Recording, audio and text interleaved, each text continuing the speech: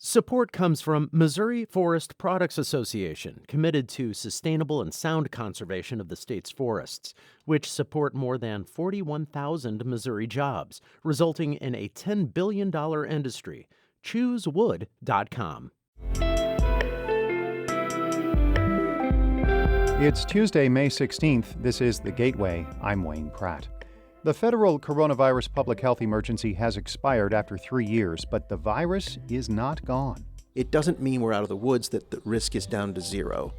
That's not true. In just a few minutes, St. Louis Public Radio's Sarah Fenton talks with the director of St. Louis University's Center for Health Law Studies about the end of the emergency. A St. Louis man in prison for more than 3 decades for a murder a judge says he did not commit is receiving another chance at freedom. St. Louis Public Radio's Rachel Lippman reports. A jury convicted Christopher Dunn of murder in 1991 based entirely on the testimony of 2 adolescent boys. They both recanted, and a judge wrote in 2020 that he did not believe a jury would convict without them. But due to multiple previous Supreme Court rulings, Dunn did not go free. On Friday, Circuit Attorney Kim Gardner filed a petition to vacate Dunn's conviction. It's the same process that freed Lamar Johnson. Dunn's previous attorney, Kent Gibson, called it a needed bolt from the blue. I had a call with him Friday, and he was really down in the dumps. I mean, he was almost ready to give up hope. Gardner is resigning June 1st. It's unclear what will happen to the process after she leaves. I'm Rachel Lippman, St. Louis Public Radio. There are roughly 20 applicants to replace Circuit Attorney Gardner. The Post-Dispatch reports 18 people applied for the position by yesterday's noon deadline. Governor Mike Parson has not released the names of those seeking the job. That list will be narrowed over the next couple of weeks. Then the governor will interview 2 or 3 finalists before deciding who should be the next top prosecutor in St. Louis. That person would complete Gardner's term, which ends January 1st, 2025. The interim circuit attorney could also run in next year's elections. Even though Gardner is leaving office, Missouri Attorney General Andrew Bailey is moving ahead with a lawsuit to remove her immediately. A hearing in that case is set for this afternoon. The nation's top infectious disease expert during the pandemic is telling Washington University Medical School graduates to expect the unexpected. Dr. Anthony Fauci delivered the school's commencement address yesterday. He is encouraging graduates to push back against medical disinformation and follow scientific evidence. They should not sit back and accept the normalization of untruths. It's their responsibility to push back on the normalization of untruths and say, no, wait a minute, that's not true. Fauci has been a medical advisor to several presidents. He served for decades as head of the National Institute of Allergy and Infectious Diseases and stepped down last year. St. Louis Children's Hospital has launched a mobile diabetes clinic to give children throughout the region access to care. It will stop at 6 North St. Louis County school districts with high obesity and diabetes rates. There are already plans to expand. Tish Jewell is the hospital's vice president of ambulatory and clinical support services. This is just, one of hopefully many solutions to not only improve access, but improve the education and to empower and equip families to be able to navigate their chronic conditions. The mobile unit team will train school nurses on diabetes care technology. Central Visual and Performing Arts high school students have returned to the public stage for the first time since last year's deadly shooting. St. Louis Public Radio's Kate Grumke reports. Student dancers started the first set with tambourines in hand, leaping to classical music. But the night showed a huge range, from ballet to tap to a Rihanna-inspired halftime show.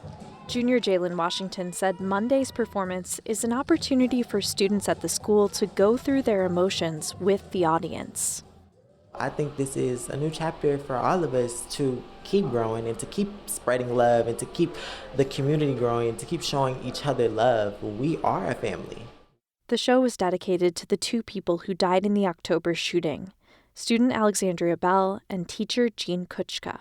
I'm Kate Grumke, St. Louis Public Radio.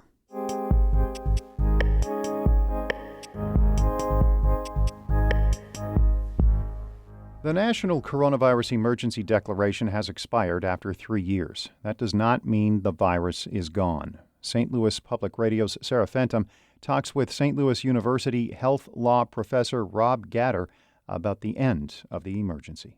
The end of the declaration is not the end of the risk associated with COVID. It doesn't mean we're out of the woods, that the risk is down to zero. That's not true. And it may never be down to zero, but at some point you cross a sort of a tipping point where it's no longer necessary to feel that you need to be able to issue an order on an emergency basis. In Missouri, we expanded Medicaid during this public health emergency.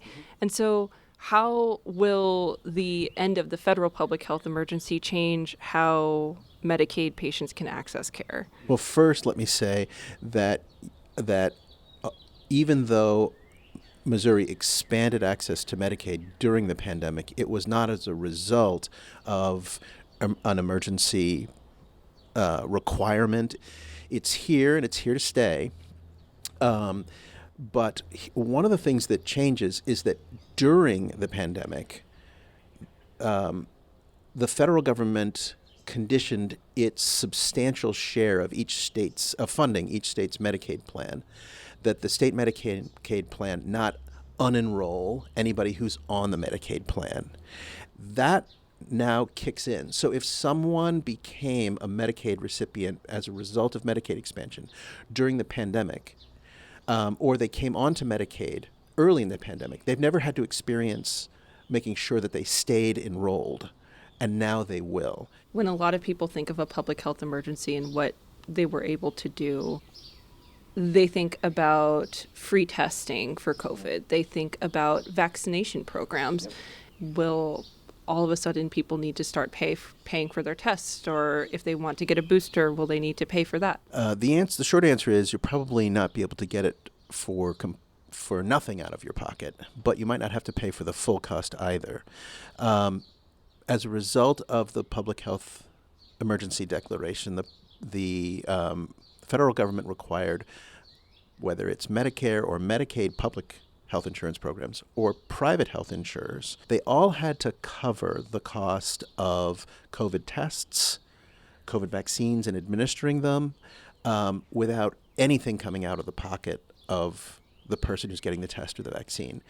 When this ends, it's treated more like any other sort of test or vaccination that you might get. So if your health plan already was covering various forms of vaccinations at no cost to you, then you might still have that benefit, but it's no longer a requirement. And so that begs the question, though, when people don't have insurance or if they have shoddy coverage, does that mean that they'll have to end up paying out of pocket if they want to get vaccinated or get a test? At least yes, the answer is if they literally don't have any insurance coverage whatsoever. There are also some clinics. Some of them are privately funded. Some of them are federally funded that also provide some tests and vaccines at low or no cost as a community service. And the more you can remove barriers, the better. And one of those barriers is whether they're easy to find and they don't cost anything. Tests and vaccines. And so with this ending and there being a cost associated, we should expect that fewer people will get themselves tested and fewer people will get themselves vaccinated. And that's more likely the more impoverished someone is. That is a risk, and that will continue to be a risk. And even though the numbers are lower, we probably will see that differentiation. And I think the telltale sign will come this fall and winter.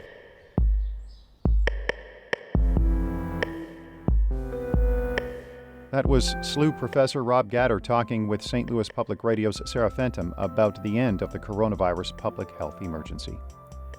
Our David Casares edited that report. Ashley Lisenby is the news director of St. Louis Public Radio, a listener-supported service of the University of Missouri-St. Louis. Music by Ryan McNeely of Adult Fur. I'm Wayne Pratt.